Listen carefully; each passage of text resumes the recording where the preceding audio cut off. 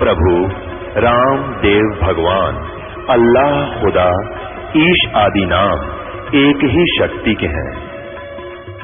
वो कैसा है, कहां है, कैसे मिलता है, किसने देखा है? ये प्रश्नवाचक चिन्ह पूर्ण रूप से हटाने के लिए अवश्य सुनिए जगत गुरु तत्वदर्शी संत रामपाल जी महाराज के अमृत वचन, सर्व पवित्र धर्मों के पवित्र शास्त्रों के आधार पर।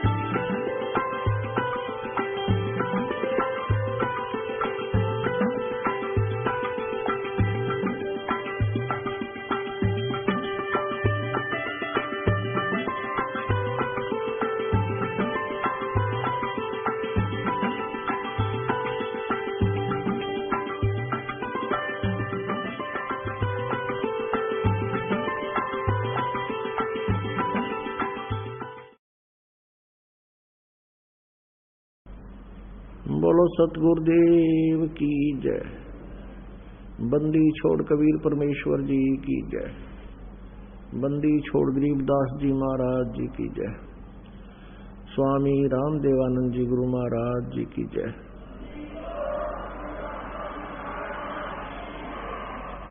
सर्व संतों की जय, सर्व भक्तों की जय, धर्मी पुरुषों की जय, श्री काशी धाम की जय, श्री छुडानी धाम की जय, श्री क्रोथा धाम की जय, श्री बरवाला धाम की जय। सत साहिब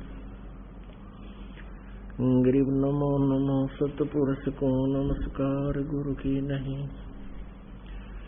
सुर नर मुनि जन साधुआ संतों सर्वस्दी नहीं। सतगुरु साहेब संत सब डंडो तम प्रणाम। आगे पीछे मध्य हुए तिनको जा कुर्बान। नराकार निर्विषम काल जाल भयवंजनम निर्लेपम निज निर्गुणम अकल अनुबेशुंदनम। सोहम सुरति समापतम सकल समाना निर्तल। उज्ज्वल हिरंबर हरदमम बेपरवा अथाह वार पार नहीं मज्जतम। गरीब जो सुमर सिद्ध होई गणनायक गलता ना करो अनुग्रह सोई पारस पद परवाना। आदि गणेश मनाऊं गणनायक देवन देवा। चरण कमल लो लाऊं आदंत करूं सेवा। परम शक्ति संगीतम रिद्धिदाता सोई। अवगत गुण अतीतम सतपुरुष निर्मोही। जगदम्बा जगदीशम मंगल रूप मुरारी। तन मन अर्पण शीसम भक्ति मुक्ति भंडारी। सुर नर मुनि जन ध्यावे ब्रह्मा विष्णु महेशा। शेष शेष मुख गावे पूज्य आदि गणेशा। इंद्र कुबेर सरीखा वरुण धर्म राय धावे। समर्थ जीवन जी का मन इच्छा फल पावे। 33 कोटि आधारा ध्यावे से 88। उतरे भव जल पारा कट है यम की फांसी। 33 कोटि आधारा ध्यावे से 88। उतरे भव जल पारा कट है यम की फांसी। कर जोरूं विनती करूं धरूं चरण पर शीसे। गुरु जी राम देवानंद जी महाराज ने दियो नाम बख्शीश। गरीब नमो नमो सतपुरुष को नमस्कार गुरु की नहीं। सुर नर मुनि जन साधुआ संतों सर्वस्ती नहीं। सतगुरु साहेब संत सब दंडोतम प्रणाम। आगे पीछे मध्य हुए तिनको जा कुर्बान। नराकार निर्विषम काल जाल भयभंजनम निर्लेपम निज निर्गुणम अकल अनोवेशोन्धुनम सोहम सुरति समापतम सकल समाना नीरतल उज्ज्वल हिरंबर हरदमम बेपरवा अथा है वार पार नहीं मज्जतम ग्रीब जो सुमर सिद्ध होई गणनायक गलताना करो अनुगर सोई पारस पद परवाना आदि गणेश मनाऊं गणनायक देवन देवा चरण कमल लो लाऊं आदंत करो सेवा परम शक्ति संगीतम रिजिदाता सोई अवगत गुण अतीतम सतपुरुष निर्मोही जगदम्बा जगदीशम मंगल रूप मुरारी तन्मन अर्पों शीसम भक्ति मुक्ति भंडारी सुर नर मुनि जन ध्यावे ब्रह्मा विष्णु महेशा शेष सहस मुख गावे पूजे आदि गणेशा इंद्र कुबेर सरीखा वरुण धर्म राय ध्यावे समर्थ जीवन जी का मन इच्छा फल पावे 33 कोटि आधारा ध्यावे सहस 88 उतरे बहुजल पारा कट है यम की फांसी 33 कोटि आधारा ध्यावे सहस 88 उतरे बहुजल पारा कट है यम की फांसी कर जोरू विनती करूं दरो चरण पर शीश गुरु जी राम देवानंद जी महाराज ने दियो नाम बख्शीश कोटि कोटि सिजदा करूं कोटि कोटि प्रणाम चरण कमल में राखियो मैं बांधी जाम गुलाम कूदता हूँ गुरुदेव का रामपाल दास का नाम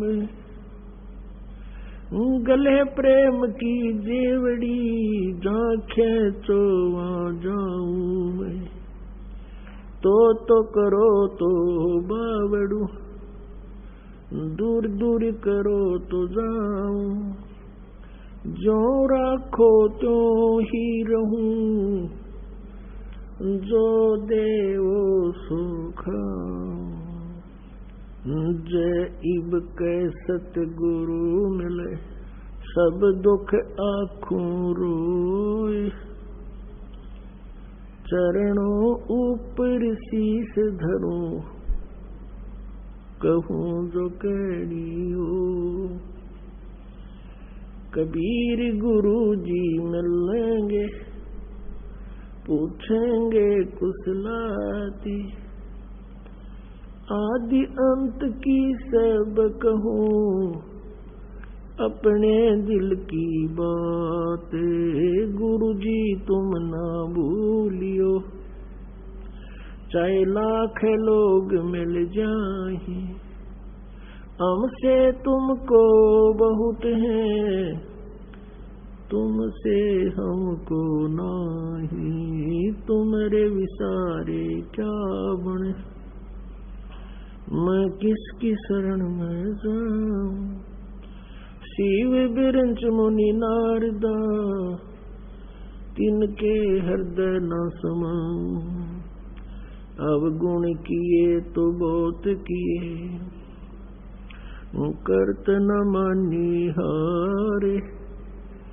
बावे बंदा बख्श दियो बावे गर्दन उतार अवगुण मेरे बाप जी बख्शो गरीब नवाज जो मैं पूत कपूत हूँ बोर पे तो कूलाज मैं अपराधी जन्म का नखसिक भरे विकार, तुम दाता दुख भंजना, मेरी करो समार। सूरत करो मम साइया, हम हैं भव जल माई। आप ही बह जाओगे जो तुम न पकड़ोगे बाँ। बंदी छोड़ दयाल जी, तुम तक हमारी दौड़े। जैसे कागज जहाज का अब सूझत और न ठोरे। परम पिता परमात्मा पूर्ण ब्रह्म सारी सृष्टि के रचनहार कुल मालिक कबीर देव जी, कबीर साहिब जी, ये हम सभी आत्माओं के एकमात्र पिता हैं। ये हमारे सृजनहार हैं। हम सभी आत्माओं के ये जनक हैं। ये हमारे मालिक हैं, हमारे पिता हैं। हम सभी काल के जाल में फंसे हुए हैं। इस काल के लोक में हम रहते रहते असंख्य युग हो गए कष्ट उठातों को, और हम इस काल के दुखों को सहन करने के आदी बन गए, क्योंकि हम विवश हैं। और इसी व्यवस्था को हमने अंतिम मान रखा है। और वेद ज्ञानहीन, तत्व ज्ञानहीन ऋषि संतों, नकली गुरुओं ने, इन झूठे ऋषि महर्षियों ने परमात्मा की परिभाषा अज्ञान आधार से हमें बता रखी है, और हमें फाइनल कर रखा है कि जन्म और मृत्यु तो बनी ही रहेगी। इसलिए हमने ये स्वीकार कर लिया कि जन्म और मृत्यु तो सभी का होता है। क्योंकि गीता अध्याय नंबर 4 श्लोक नंबर 5 में स्वयं गीता ज्ञानदाता, जिसको हम सुप्रीम पावर माना करते थे, वो स्वयं कह रहा कि अर्जुन तेरे और मेरे बहुत जन्म हो चुके हैं, तू नहीं जानता मैं जानता हूं। इस तरह के इन मंत्रों से, श्लोकों से वो अज्ञानी ऋषि महर्षि गुरुजन हमें ये प्रमाणित कर देते थे, हमें संतुष्ट कर देते थे कि परमात्मा भी कह रहे हैं। गीता ज्ञान दाता ये कृष्ण जी को मान रहे थे, और हम पहले अज्ञान आधार से श्री कृष्ण जी को सुप्रीम पावर माना करते थे। और गीता जी में लिखा कि अर्जुन तेरे और मेरे बहुत जन्म हो लिए, तू नहीं जानता। लेकिन ये अज्ञानी इन सदग्रंथों को समझ नहीं सके, जिस कारण से इन्होंने उन मंत्रों के विषय में कोई जानकारी नहीं दी, जिसके विषय में ये स्पष्ट किया हुआ है कि उस पूर्ण परमात्मा जो गीता ज्ञानदाता से अन्य है, उसकी सत भक्ति करने से जन्म और मृत्यु सदा के लिए समाप्त हो सकती है, और उस सनातन परम धाम को ये साधक चला जाता है, जहां जाने के बाद फिर लौटकर कभी संसार में नहीं आता। वो अपने ही सदग्रंथों में विद्यमान है। श्रीमद् भगवत गीता अध्याय नंबर 15 के श्लोक नंबर 1 से 4 में स्पष्ट किया है कि तत्वदर्शी संत वो होगा जो उल्टे लटके हुए संसार रूपी वृक्ष के सभी पार्ट्स को बता देगा, उसके सभी विभागों को जानता है, जड़ से लेकर टहनियों तक। वो तत्वदर्शी संत होगा, और उस तत्वदर्शी संत के प्राप्ति के पश्चात परमेश्वर के उस परम पद की खोज करनी चाहिए, जहां जाने के बाद साधक फिर लौटकर कभी संसार में नहीं आते। और उसी परमेश्वर ने जो गीता ज्ञान दाता से अन्य है, सब ब्रह्मांडों की रचना की है, अर्थात संसार रूपी वृक्ष की प्रवृत्ति उसी से विस्तार को प्राप्त हुई है। इन अज्ञानियों ने कभी नहीं बताया कि गीता अध्याय नंबर 18 के श्लोक नंबर 62 में गीता ज्ञानदाता कह रहा है कि तू सर्वभाव से उस परमेश्वर की शरण में जा, जिसकी कृपा से तू परम शांति को और सनातन परम धाम को प्राप्त होगा। पुण्यात्माओं, उसी रहस्य को बताने के लिए परमात्मा परमेश्वर पूर्ण ब्रह्म, जिनका वास्तविक नाम कबीर देव है, कबीर देव, हम उसको कबीर साहब कहते हैं, कबीर परमेश्वर कहते हैं,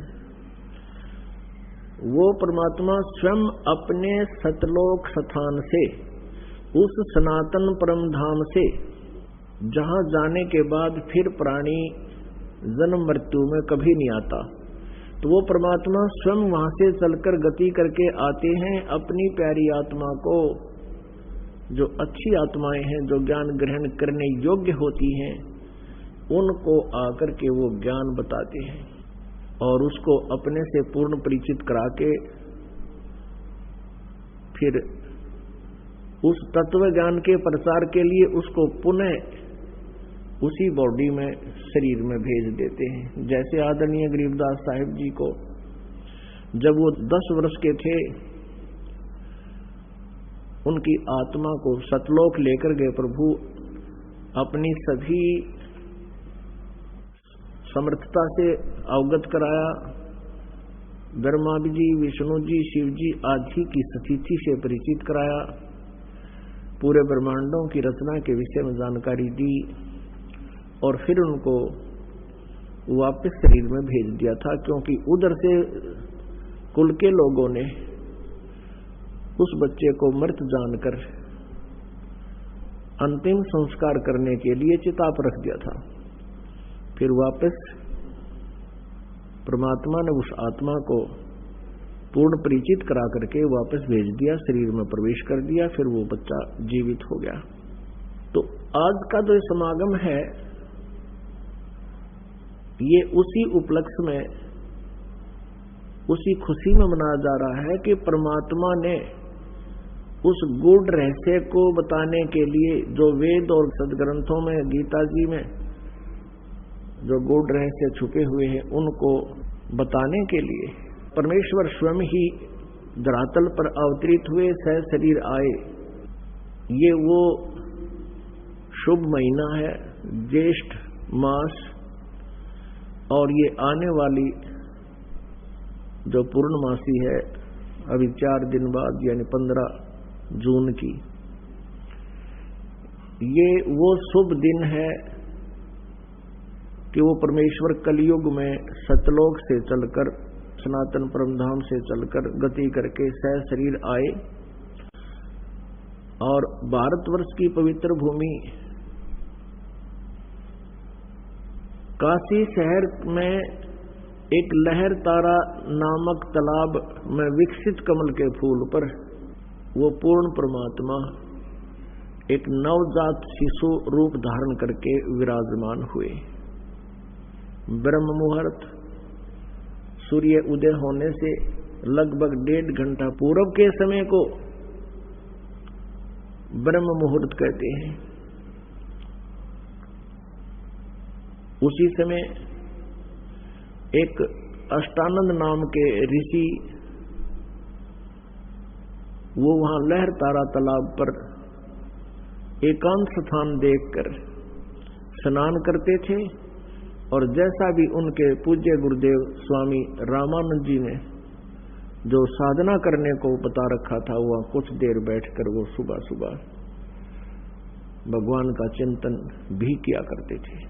स्वामी अष्टानंद जी अपनी साधना करने की तैयारी में थे, स्नान कर चुके थे, आंखें खुली थी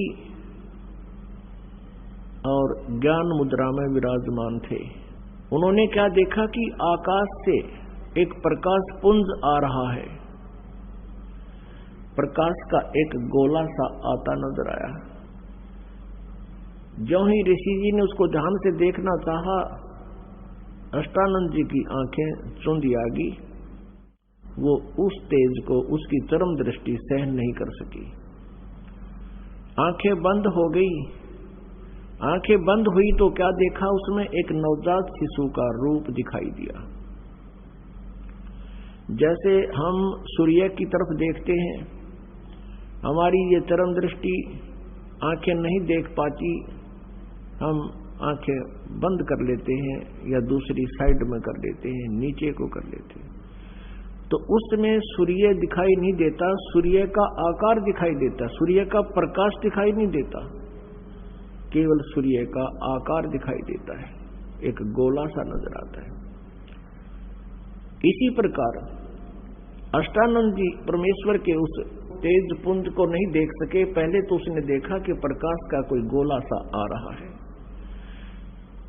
फिर आंखें बंद की, फिर दूसरी साइड किया, फिर इधर किया, क्या देखा कि वो नवजात शिशु का वो प्रकाश रहित रूप दिखाई दे रहा है, जैसे सूर्य को देखने के उपरांत उसका प्रकाश रहित आकार दिखाई देता है।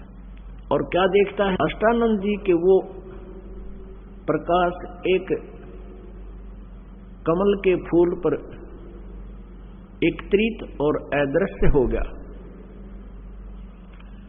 अंधेरा सा था, वो देख नहीं सका, लेकिन इतना तेज प्रकाश अपने आप गति करके आ रहा था, इससे वो अचंभित बहुत हुआ। और इस रहस्य का भेद जानने के लिए वो तुरंत उठकर अपने पूज्य गुरुदेव महर्षि रामानंद जी पंडित जी के पास पहुंच गया और अपने साथ बीती पूरी घटना का विवरण कह सुनाया और पूछा, गुरुदेव ये मेरी कोई भक्ति की उपलब्धि है या कोई मेरा भ्रम है? ये कोई स्वप्न भी नहीं कह सकते, क्योंकि मैं जागृत और खुली आंखों देख रहा था।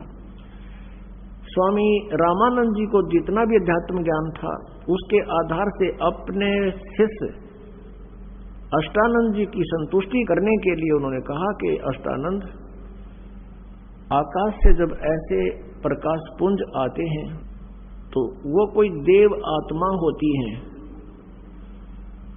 और स्वर्ग लोक से आते हैं, यहां किसी मां के गर्भ में वो प्रवेश करेंगे और फिर जन्म लेंगे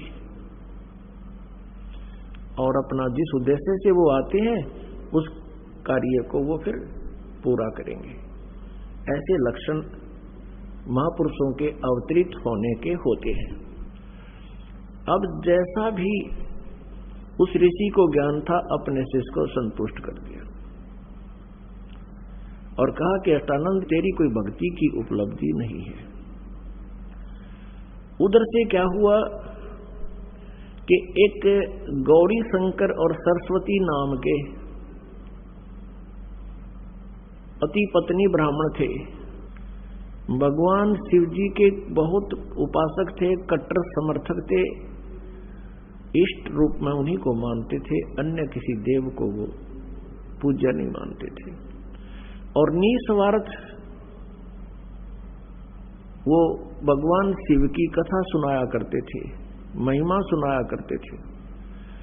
जो भी पैसा उनके पास आ जाता था कथा करते समय, तो अधिकतर वो धर्म में लगाया करते थे। उनका कोई संतान नहीं थी, विवाह को लगभग 20-25 वर्ष हो गए थे, उनके कोई संतान नहीं थी और संतान की चाह उनके हृदय में बहुत घनी थी।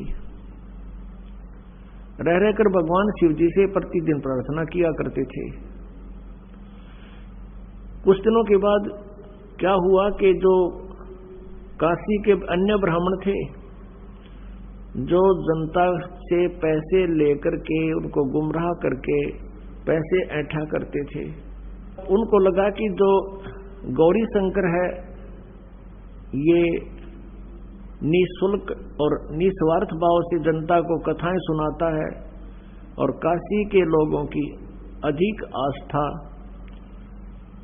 इस गौरी शंकर में होती जा रही है।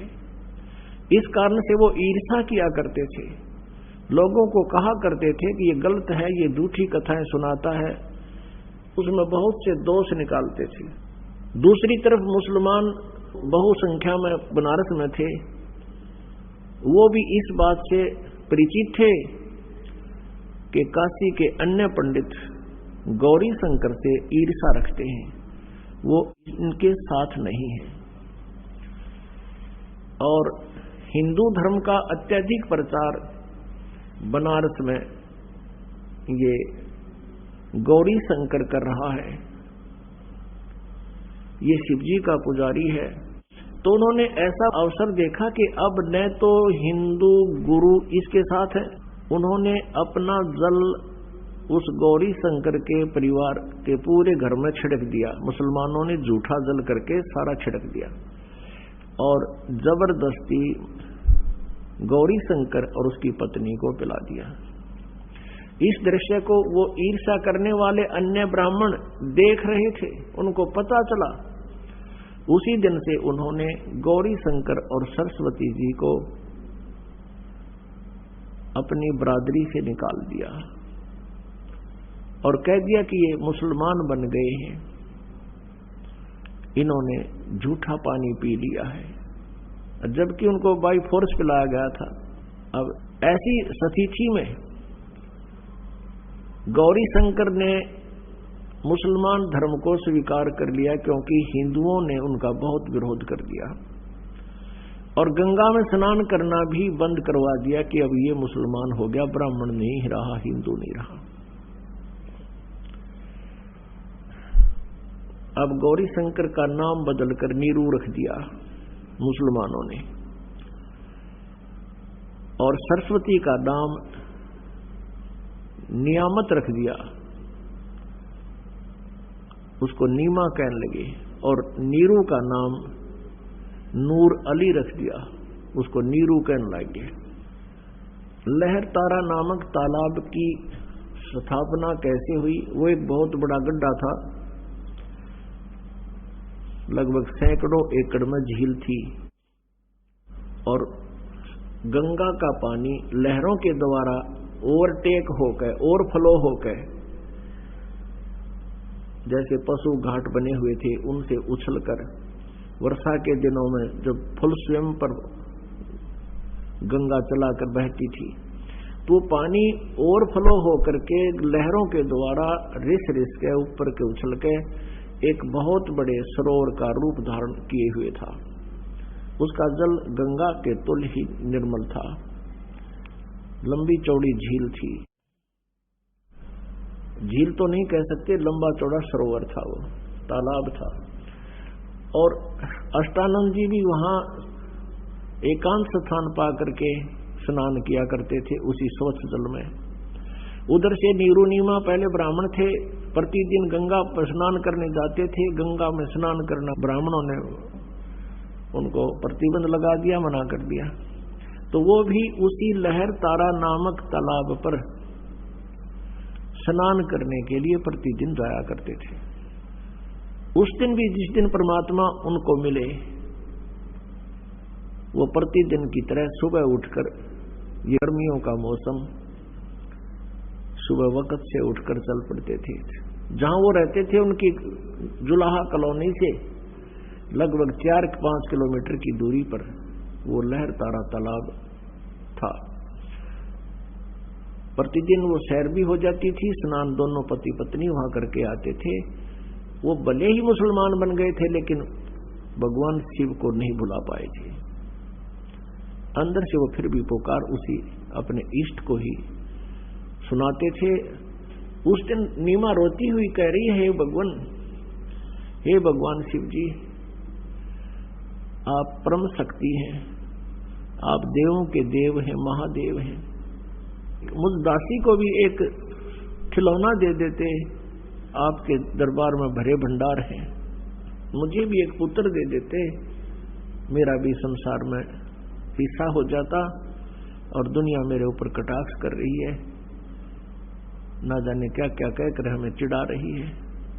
ये परमात्मा, आपकी दासी का जीवन सफल हो जाता। उधर से न्यू कहकर वो बहुत जोर जोर से रोने लगी, बहुत हिचकी बंद गई।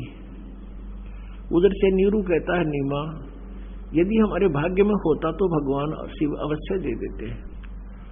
आयु हमारी 60 के आसपास पहुंच चुकी है, वृद्धावस्था ने दस्तक दे दिए हैं और हम अभी भी उसकी तरफ चाह कर रहे हैं।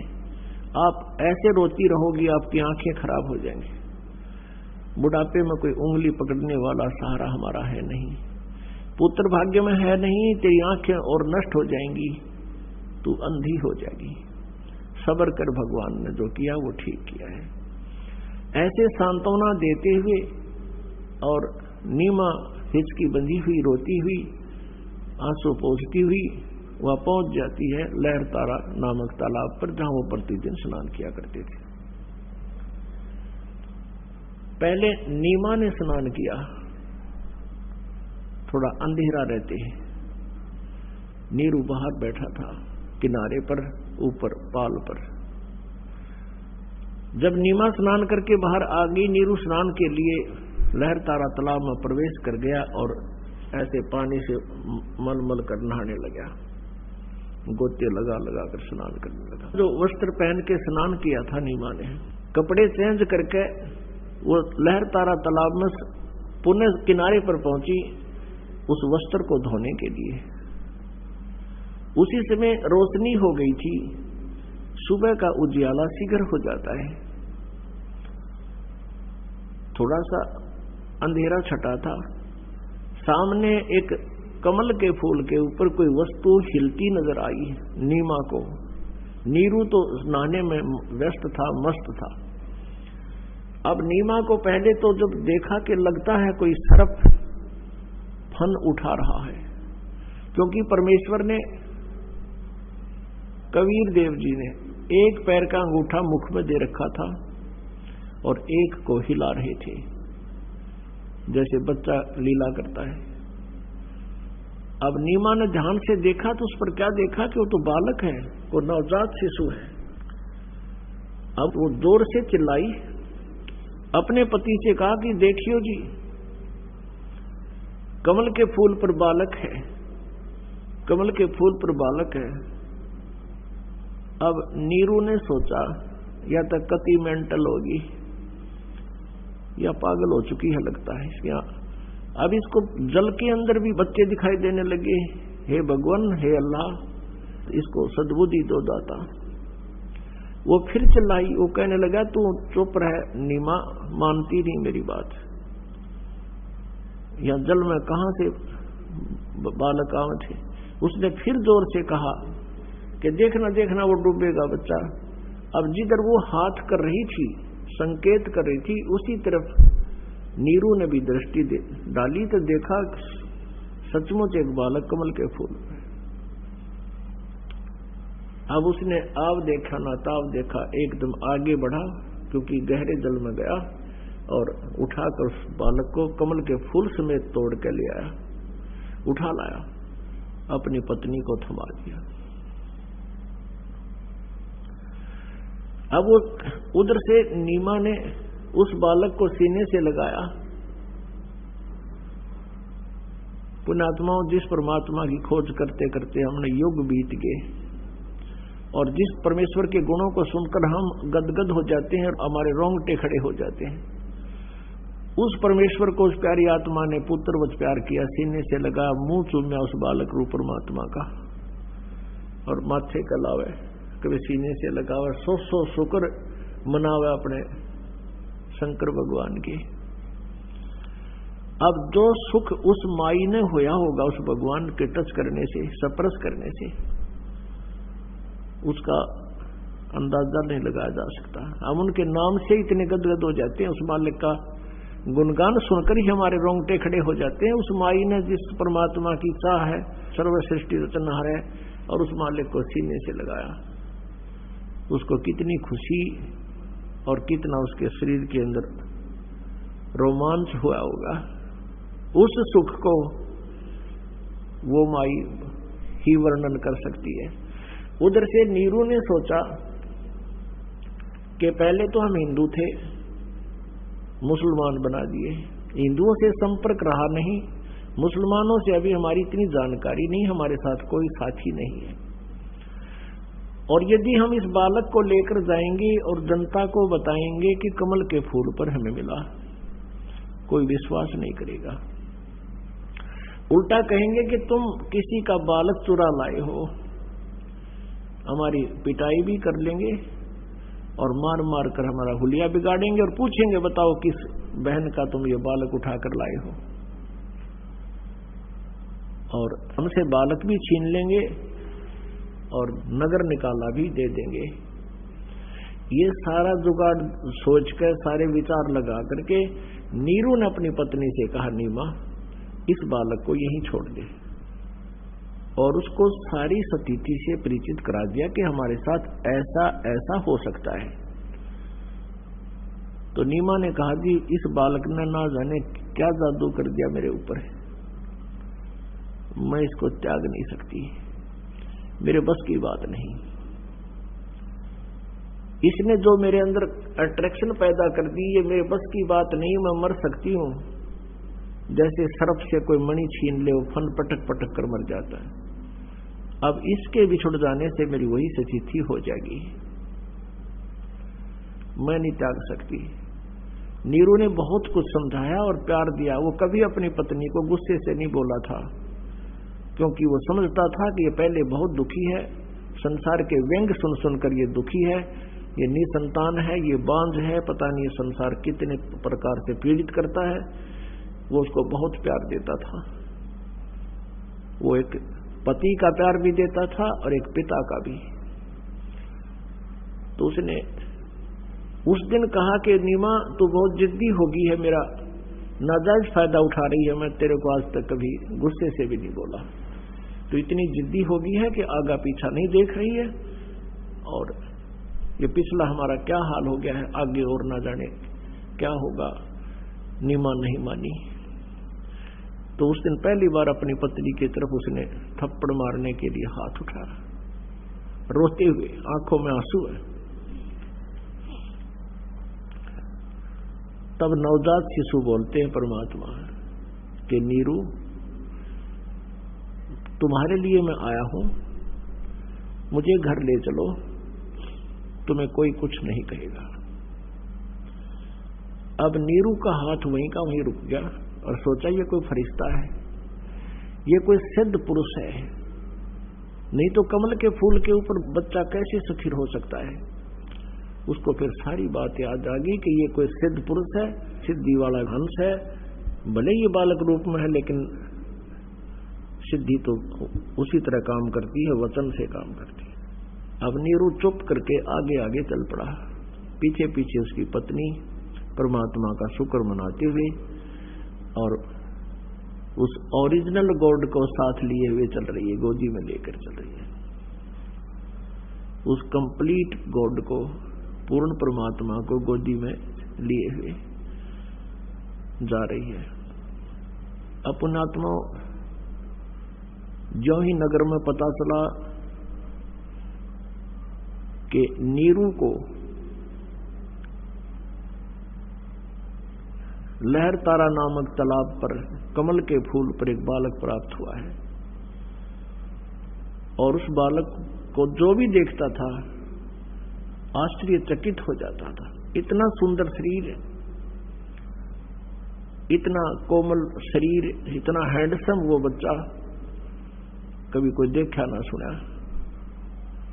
उसका नूर आम बालक जैसा शरीर नहीं था, इतना नूर था उनके शरीर पर, इतना परमात्मा का सुंदर शरीर था। तो पूरी काशी में जैसे कहते हैं दावानल फैल जाती है, जंगल की आग बढ़ जाती है बहुत तेजी से।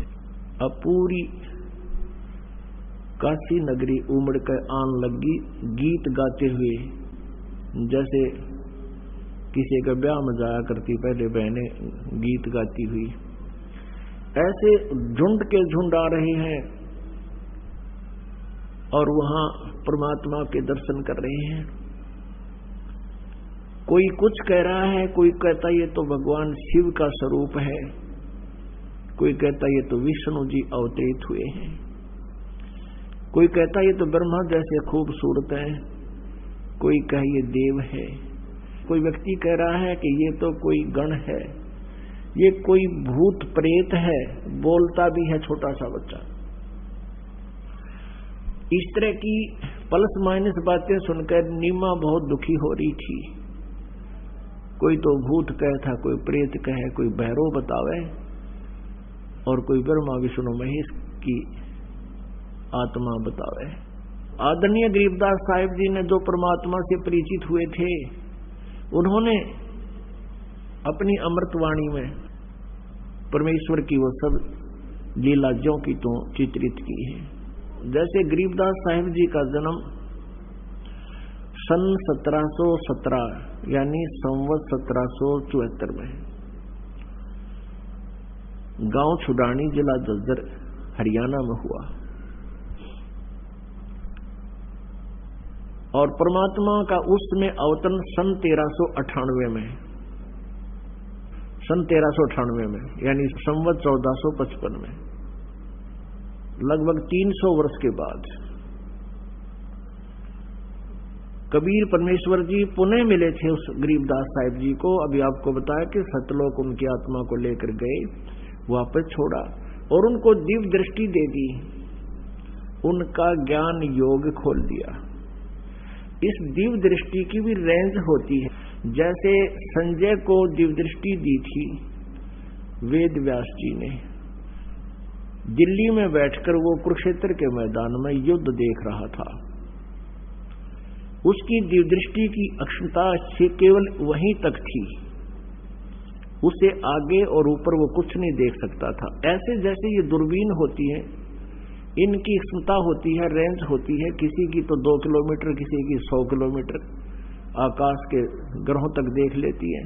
तो ऐसे ही इन दिव्य दृष्टि की रेंज होती है। जैसे तुलसीदास साहिब जी, जो तुलसी जी हुए, तुलसीदास जी जिन्होंने रामायण को पुनर्चित्रित कर दिया लाखों वर्षों के बाद। इसी प्रकार अब तुलसीदास जी की भी जो दिव्य दृष्टि खुली थी वो केवल श्री राम जी के ही जीवन को वो चित्रित कर सके, और गरीबदास जी की जो दिव्य दृष्टि खुली थी उसकी रेंज वो पूर्ण परमात्मा द्वारा, उसकी वो पूर्ण परमात्मा दत्त थी, उसकी रेंज बहुत थी। करोड़ों अरबों वर्ष पहले के और भविष्य के सभी रहस्य उद्घाटन गरीबदास साहिब जी ने परमात्मा के बारे में अपने अमृत वचनों में किए हुए हैं।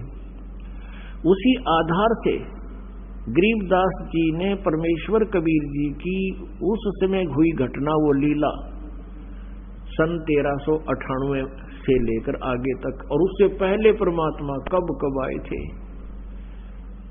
और कैसे उनका अवतरण हुआ था, वो सब विवरण दिया।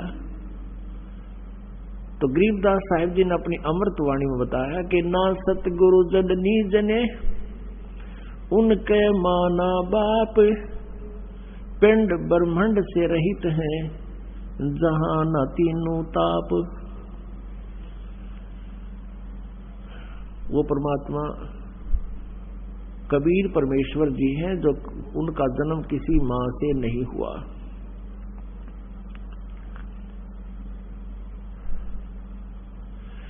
गरीबदास साहिब जी ने फिर परमात्मा की समर्थता बताई है। अनंत कोट ब्रह्मांडे का एक रति नहीं भारे, ये सतगुरु पुरुष कबीरे हैं कुल के सृजनहारे। अब गरीबदास साहिब जी ने परमेश्वर की आंखों देखी महिमा, बोला, लिपिबद्ध करवाया। अब उन्होंने परमात्मा के अवतरण की बहुत ही अच्छी अमृतवाणी यानी बहुत प्यारी वाणी बोली है, वो आपको सुनाते हैं। 84 बंधन कटे किन्नी कल्प कबीर, भवन चतुर्दश लोक सब ये टूटे जम जंजीर। गरीब अनंत कोट ब्रह्मांड में बंदी छोड़ कहाए, सो तो एक कबीर है जननी जने नमाए। शब्द स्वरूप साहेब धनी शब्द चंद सब माही, बाहर भीतर रम रहे जहां तहां सब ठाही। यानी उसी परमात्मा की अदृश्य शक्ति सभी के अंदर विद्यमान है और वो परमात्मा साकार है। गरीब जल थल पृथ्वी गगन में वो बाहर भीतर एक, पूर्ण ब्रह्म कबीर हैं अवगत पुरुष अलेख। सेवक हो के अवतरे इस पृथ्वी के माही जीव उदाहरण जगत गुरु हूँ बार बार बलि जाही। अब गरीबदास साहिब जी कहते हैं वो पूर्ण परमात्मा जल थल पृथ्वी गगन में बाहर भीतर एक पूर्ण ब्रह्म कबीर है वो अवगत पुरुष अलेख। और वो किस उद्देश्य से यहाँ आए? सेवक हो के उतरे, एक दास बनकर कबीर दास नाम रखवाया। सेवक होकर उतरे, उतरे माने शरीर आए, गति करके आए यहाँ पर। इस पृथ्वी के माही किस उद्देश्य से? जीव उदाहरण जगत गुरु बार बार बलि जाही। गरीबदास जी कहते हैं हम जीवों का उद्धार करने के लिए वो परमात्मा सशरीर अवतरित हुए। और कहते हैं जीव उदाहरण के लिए वो जगत गुरु सारी पृथ्वी को ज्ञान देने के उद्देश्य से सबका गुरु बनकर, और कहते हैं उसको बार बार बलिहारी जाऊं उस परमात्मा पर जिसने ऐसी दया करी हम काल के जाल में फंसे हुए प्राणियों पर। पुण्यात्माओं, ये काल कौन है जो गीता जी अध्याय नंबर 11 के श्लोक नंबर 32 में कहता है मैं काल हूं और सबको खाने के लिए अब परवर्त हुआ हूं। अर्जुन तू ना युद्ध करेगा तो भी मैं इनका नाश करूंगा। तो वो काल कौन है? वो श्री कृष्ण काल नहीं है। श्री कृष्ण नहीं बोल रहे थे, श्री कृष्ण में एक भूत बोल रहा था, एक प्रेत की तरह बोल रहा था। कौन? ये ब्रह्म बोल रहा था जिसको वैदिक धर्म वाले जिसको ब्रह्म कहते हैं, और संत मते को उसको ज्योत स्वरूपी निरंजन कहते हैं, काल निरंजन भी कहते हैं। वो गीता जी अध्याय नंबर 4 के श्लोक नंबर 5 और 9 में कहता कि अर्जुन मेरे जन्म और तेरे जन्म मृत्यु बहुत हो लिए और मेरे भी बहुत हो लिए, तू नहीं जानता मैं जानता हूं। फिर कहता कि अर्जुन मेरे जन्म और कर्म अलौकिक हैं। अब उसके कर्म न्यों अलौकिक हैं कि मैं कभी किसके सामने नहीं आता। गीता जी अध्याय नंबर 7 के श्लोक नंबर 24-25 में गीता ज्ञानदाता यो काल श्री कृष्ण में बोल रहा है। ये कहता है कि ये बुद्धिहीन जन समुदाय, ये सामने खड़े लोग मुझे कृष्ण मान रहे होंगे। I am not Krishna. मैं कभी व्यक्ति रूप में किसी के समक्ष प्रकट नहीं होता, मैं कभी किसी के सामने एज इट इज नहीं आता, मैं अपनी योग माया से छुपा रहता हूं। ये मेरा घटिया नियम है। अवे अनुतमाम, ये मेरा अटल घटिया नियम है। तो वो कहता इसी आधार से मैं किसी के सामने नहीं आता। तो ऐसे जन्म और कर्म अलौकिक हैं। कर्म तो ऐसे अलौकिक हैं कि वो किसी में प्रवेश करके और जो करना कराना है वो कर देता है, और भला बुरा जिसके अंदर वो प्रवेश करके करता है इस क्रिया को, उसी के निमित्त हो जाता है।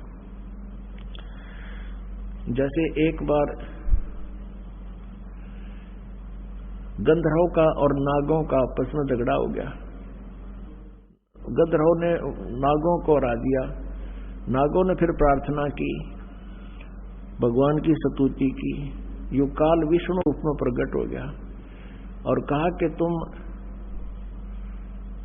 एक राजा ससाद है, उसको लड़ने के लिए तैयार करो, उसके शरीर में प्रवेश करके मैं भूत की तरह जाकर सब न मार दूंगा, गंधर्वों का नाश कर दूंगा। ऐसा ही कर दिया। ऐसे ही एक बार राक्षस और देवताओं के आपस में झगड़ा हुआ। उस समय देवताओं राक्षसों से हार गए। ये विष्णु पुराण में लिखा है। तो देवताओं ने फिर प्रार्थना की, काफी दिन तक तप किया। फिर विष्णु रूप में यह काल प्रकट हो गया, विष्णु जी के रूप में, और कहा कि मैं तुम्हारी सब सतीथि से परिचित हूं। तुम प्रकुत्स नामक उस राजा को लड़ने के लिए तैयार करो, मैं उसके शरीर में प्रवेश करके सबको मार दूंगा, हरा दूंगा, ऐसा ही कर दिया।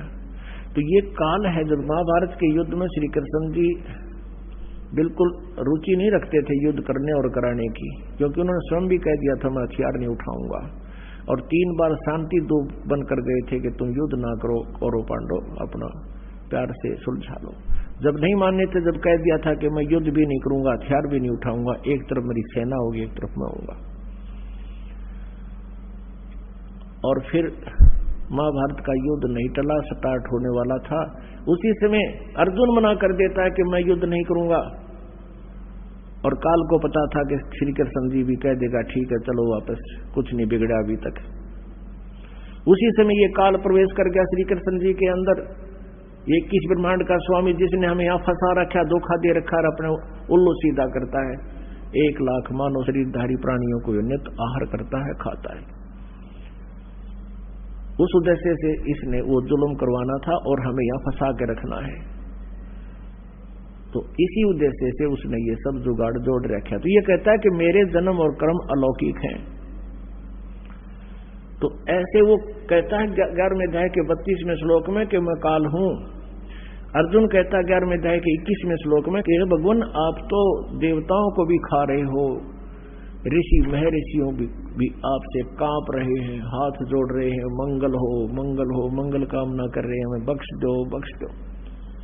और ये देवताओं का झुंड आपके मुख में समा रहा है।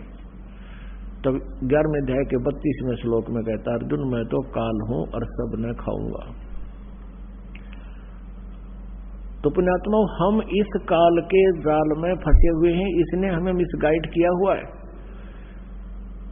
और 1 लाख मानव शरीरधारी प्राणियों के आहार करने का इसको श्राप लगा हुआ है, क्योंकि इसने सतलोक में उस शाश्वत स्थान पर सनातन परम धाम में जब हम सभी थे और ये भी था, वह एक भयंकर गलती की थी और हमने भी इसका अनुसरण किया था। और हम भी अपने पूर्ण परमात्मा से विमुख होकर हम पतिव्रता पद से गिर के हम अपने उस मालिक से हृदय हटाकर इस काल में लगा बैठे और इसके साथ हम यहाँ आ गए। इसने 3 बार तप करके ये अपना सारा डमडमा उस पूर्ण परमात्मा कबीर देव से ही प्राप्त किया हुआ है। जब तक हमारे पुण्य रहे सतयुग में, प्रथम सतयुग में हमें स्वर्ग में रखा, महास्वर्ग बना दिया, वहां नकली सतलोक अलखलोक वो डुप्लीकेट बना दिए, वहां रखा। जिसके पुण्य क्षीण होते रहे या किसी ने वहां कोई गड़बड़ कर दी, शरारत कर दी, उनको पृथ्वी पर पटकता रहा। इस पृथ्वी पर जैसे पहले हिंदुस्तान के अंदर कोई स्त्री या पुरुष कोई ऐसा अनैतिक कार्य कर देते थे जो समाज में निंदनीय होता था, उन दोनों को या एक लोग जैसा भी करता था उनको काला पानी छोड़ाया करते थे। काला पानी है इंडोमान निकोबार, एक द्वीप है, समुद्र के बीच में, चारों तरफ समुद्र है, बीच में वो टापू है, वहां छोड़ाया करते थे कि ये वापस यहाँ आएंगे नहीं और यहाँ सबको खराब करेंगे नहीं, ये सजा देते थे। फिर वहां धीरे धीरे हजारों की संख्या में स्त्री पुरुष हो गए। उन्होंने फिर अपने नए सिरे से वहां अपना जुगाड़ जोड़ा, आप पर कोई ढूंढ बनाए, आप पे उन्होंने वहां तो फिर शुरू में तो एक ऐसा था जैसे जंगली राज होया करे, सब आपस में दुराचार करने लगे, उन तो संतान होने लगी और फिर वहां धीरे धीरे उन्होंने अपना नियम ठीक सा कर दिया। यही स्थिति यहाँ है। हम सतलोक में रहते थे, वहां भी ऐसा ही शरीर था, लेकिन वो शरीर उस मटेरियल का बना हुआ था, उस पदार्थ का बना हुआ था जो कभी नाश नहीं होता, उसमें व्यर्थ अवस्था नहीं आती। और उस सतलोक में जहां हम रहते थे वहां किसी चीज का अभाव नहीं है, सदाबहार वृक्ष हैं, सदाबहार ये पेड़ पौधे बेल लताएं हैं, वहां काजू किस्म सेब संतरे ये सब प्रकार के फल और मेवा, दूधों की नदी, वहां का जल अमृत है, कभी खराब नहीं होता। उसी का एक एग्जाम्पल है, एक सैंपल है ये गंगा का जल। गंगा जो दरिया है ये सतलोक से आया हुआ जल है। सतलोक से चलकर ये विष्णु के धाम में, विष्णु के धाम से फिर शिव के धाम में, और शिव के धाम में सबसे ऊपर एक जटा कुंडली डैम बना हुआ, जटा कुंडली सरोवर है। वो वहां से सतलोक से गंगा आ रही थी, उसको जटा कुंडली डैम को भरने में 6 महीने लगे थे। 6 महीने के बाद फिर वो ओवरफ्लो होकर चल रही है आज तक। वहां से वो जल गिरता है, ऐसे गुप्त रूप से आता है, हिमालय में उस गोमुख के पास से बर्फ रूप में जम जाता है, और वहां से फिर जल प्रवाह बन करके वो वही अमृत बह रहा है दरिया रूप में, जिसको गंगा दरिया कहते हैं। तो ऐसा जल, ऐसा वहां दूधों की नदियां सतलोक के अंदर है जो कभी खराब नहीं होते। गंगा के जल को रख दो आप 20 वर्ष 100 वर्ष किसी बोतल में डाल के, वो खराब नहीं होता। तो ये एक एग्जाम्पल दिया परमात्मा ने कि इस कलयुग के पिछली पीढ़ी में हमारी महिमा को समझाने के लिए एक ये बहुत ही जो है ना एक प्रमाण का काम करेंगे। ऐसा लोक है, ऐसा स्थान है, वहां पर ऐसा आहार है, ऐसा जल है। तो हम वहां रहा करते थे, हमने अपने पैर पे कवाड़ा मारा, इसके साथ आगे अब हम रो रहे हैं। इसने हमें इतना अज्ञानी बना दिया, हम अपने भगवान को पहचान नहीं पा रहे हैं। अपने नकली दूत बनाकर यहाँ नीचे भेज दिए, और उनके द्वारा स्वयं ही उनमें प्रवेश करके या अपने रिमोट से गलत ज्ञान प्रवेश करके उनसे परमात्मा की परिभाषा बदलवा दी इस काल भगवान ने। और सभी परमात्मा को निराकार बताते हैं। तो निराकार बताने वालों ने जो साधनाएं की, उस साधना से प्रभु प्राप्ति हुई नहीं, उन्होंने भी सेकंड कर दिया, समर्थन कर दिया, हजारों वर्ष समाधि लगा करके कि परमात्मा निराकार है। वेद और गीता जी पुराण बताते हैं वो परमात्मा साकार है, नर आकार है, मनुष्य सदृश्य है। उन वेदों और गीता को सत्य मानने वाले ऋषि महर्षि भी नहीं समझ सके, क्योंकि उन्होंने लोक वेद आकाशवाणी से, अंदर की प्रेरणा से, अपने हठ योग से की गई साधना से काल ने उनसे यही निर्णय निकलवा दिया कि गॉड इज फॉर्मलेस, परमात्मा निराकार है। जबकि वो पढ़ते हैं, विद्वान पुरुष थे, संस्कृत जानते थे, पढ़ते भी थे, लेकिन उस अज्ञान के आधार को उन्होंने लोक वेद को मुख्य रखा, सदग्रंथों को भी वो मानते थे, ये भी मान्य है। लेकिन उन सदग्रंथों को अब इस दास पर कृपा हुई परमात्मा की देखा, उस परमेश्वर ने इस दास का ज्ञान योग खोल दिया। अब हम इधर से तो हिंदू धर्म को मानते हैं, हिंदू धर्म को मानते हैं तो हिंदू धर्म के हमने सदग्रंथों को भी मानना ही पड़ेगा, क्योंकि कोई भी प्रचार किसी देव का जो भी हमें सुनने को मिला, उन सुनाने वालों ने यही कहा कि हम शिव पुराण में ऐसा लिखा वहां से सुना रहे हैं, गीता जी में ऐसा लिखा है उसको वहां से सुना रहे हैं, शिव विष्णु पुराण में ऐसा लिखा है, दुर्गा पुराण में ऐसा लिखा है, और वेदों में ऐसा लिखा है। तो उसमें हम सभी अशिक्षित थे, जनता अशिक्षित थी, और संस्कृत भाषा के ग्रहण करने का, शिक्षा ग्रहण करने का एक ब्राह्मण वर्ग को ही अधिकार था। ऐसा नियम बनाया हुआ था कि ब्राह्मण विद्या ग्रहण करेंगे और बाकी 4 वर्ण बना दिए थे, वो अपना अपना कार्य अलग करेंगे। इस आधार से अन्य जनता शिक्षा ग्रहण नहीं करती थी। तो इन शिक्षा ग्रहण करने वालों को, यानी संस्कृत भाषा के जानने वालों को वेदों का ज्ञान नहीं था। संस्कृत भाषा जरूर थी, पढ़ लेते थे, लेकिन वो समझ नहीं सके। वेद पढ़े पर वेद न जाने, ये बच्चे पुराण 18। जड़ को अंधे पत्ते खोआवे, ये भूल गए सिरजनहारा।